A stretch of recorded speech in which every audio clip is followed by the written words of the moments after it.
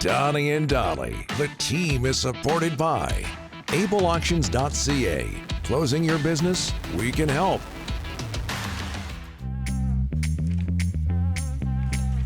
Tuesday, and all of our guests, including Craig Button, standing by, brought to you by Basant Motors. Ready to find your next vehicle? Visit Basant Motors today to experience the difference for yourself. The friendly team looks forward to helping you drive home in the perfect vehicle for your needs and budget. Getting to your destination starts with us.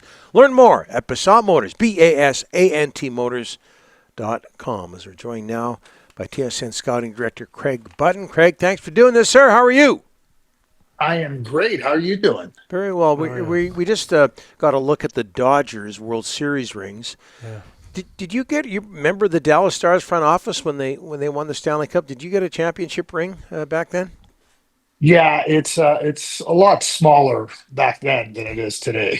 You know, and I'm not a jewelry guy. I don't wear a lot of jewelry, so my ring is in a safe deposit box. I wear it when when I'm in Dallas for anything with the Dallas Stars, reunions or those types of things. But other than that, no, I don't wear it, and I don't know how you could wear these things. It's like you need a forklift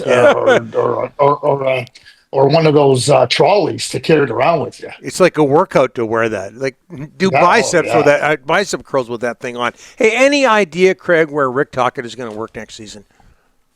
No, I don't. But a couple of things that I'll say right off the bat here.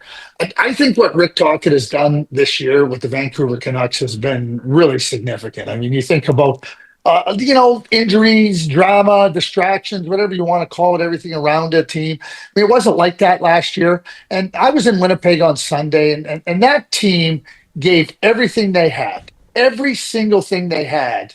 And they just didn't have enough. But, when you look at a team and you go, okay, they maxed out. To me, that's a coach's job. Get the players to play to the best of their abilities and max out the team's potential. I think he's done that. Now, that being said, timing always becomes something significant, right? For players having career years, for coaches when other openings become available.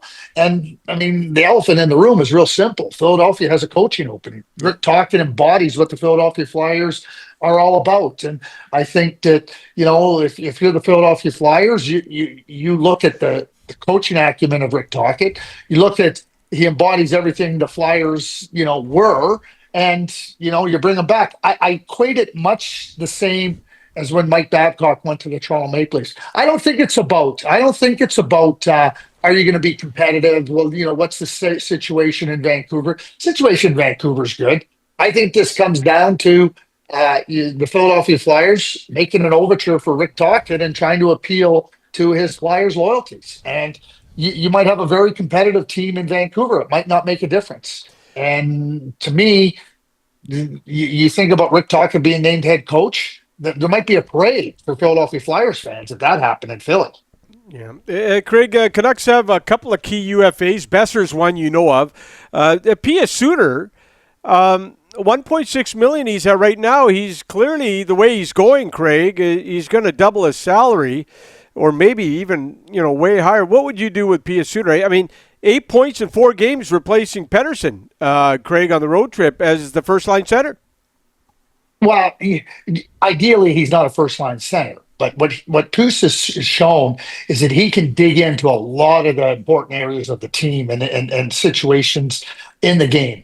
And when you have that, when you've shown that type of value and you show that type of ability, you're going to be rewarded. And if they only if his salary only doubles, I would say that's light, Rick. I think when you're looking at 20 plus goals, what he does. The game against Winnipeg on Sunday, he played heavy. He played well. He could have had a couple of goals. He rang one off the crossbar. You watch how he played. And the cap's going up. And teams are looking to add players. A cap at $95 million. Let's just say, and I'm not here to negotiate for or against a team or a player in that regard. But let's just say you're a team. You're going, well, we need exactly that type of player. He's young. He can score. He can play in those situations. Cap's going up. You get a player like that for $4.5 million or $5 million a year. I think it's a bargain. Bargain. I like that. That was good, Craig. Creativity. creativity. And that's what a first-line center needs, creativity. Hey, John Tortorella, were you surprised? I mean, then there was the rumor he got in the fight with York, and then his comments after the Toronto game. I don't want to really coach a team like this. Your thoughts on the whole Tortorella thing in Philly? Well, you both of you were up front and close with John in Vancouver. I mean, John has raw emotion, and after a game, coaches never have an opportunity to have that release. You know, we put them out there 5 minutes after a game. You've just got shellacked. Who knows what's going on with respect to the back and forth on the bench and in the dressing room. And I think John, I think the first thing he said in his press conference was, "This is on me." And then he made his other comments, which I think you get to a point where you're frustrated. You got one win in 12 games. You're frustrated. I thought those were words of frustration. But one thing with John is he doesn't hide it. He doesn't. You get the real John Tortorella. It comes from the heart. And like anybody else, there's times when you sit back, go, maybe I could have said that differently. Maybe I shouldn't have said that.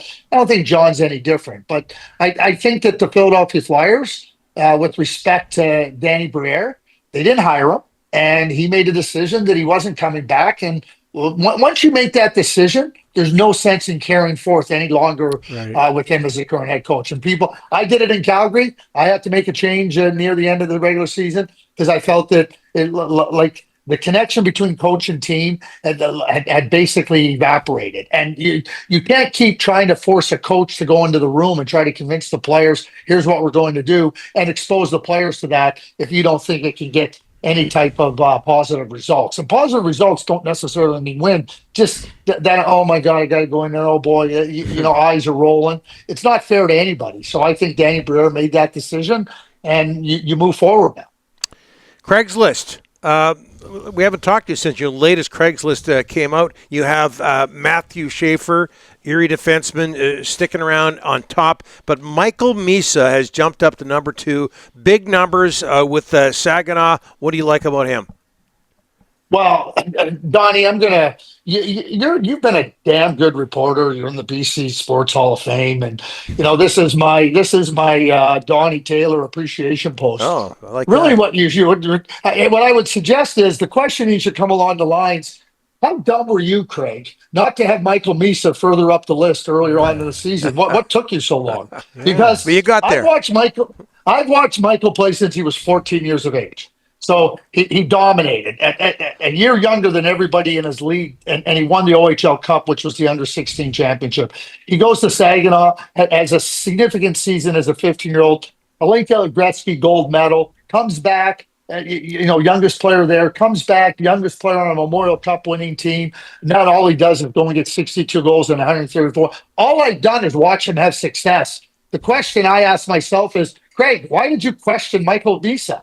And I shouldn't have. And maybe there was a little bit of a hesitancy to just start out like that. But there's no question in my mind. I think he's got John Tavares-esque abilities, that type of a game, that type of an approach to the game.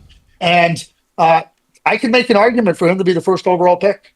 He's that good. Yeah, like I say, the numbers are outstanding. Craig, thanks for this. By the way, we wouldn't think less of you if you wore your championship ring, your Stars championship on this show. Maybe next week. Hey. Yeah. Okay. How about this? Next week I'll wear my championship cap, my championship shirt, and my championship ring. How does that sound? Sounds good to me. Decked out in stars. Perfect. Do it. We look forward to that. Do it. Just quickly here, my rant. I think the biggest mistake that the Dallas Stars have ever made was switching those uniforms. Ooh, why do you switch a championship team's uniforms and colors? Makes no sense to me. Yeah. And guess what? I told Tom Gagliardi that a number of times. Wow. And I know he disagrees with you because he loves that Celtic green they have now. So we could go on and on. I don't want to tell him you won't win again until you get back to the old uniforms. Whoa. Nice. Okay. He's from Vancouver. We'll pass it along. Yeah. Okay. Thanks, Greg. See ya. You bet.